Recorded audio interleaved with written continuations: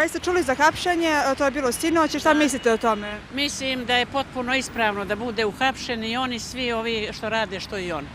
Jer mora biti pred zakonom jednaki svi. Ne znam ni što se do sad tolerisa taj Nebojše toliko.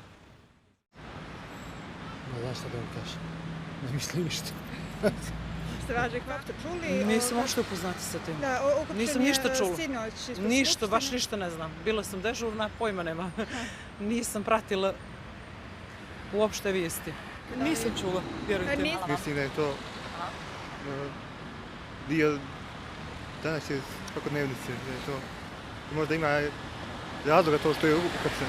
Svi će jednoga dana tamo, i ovi i oni. Znači, samo se pita ko će, kad će i to je to. Znači, nema šekeracije, opustite se, bit će dobro. Znate da je...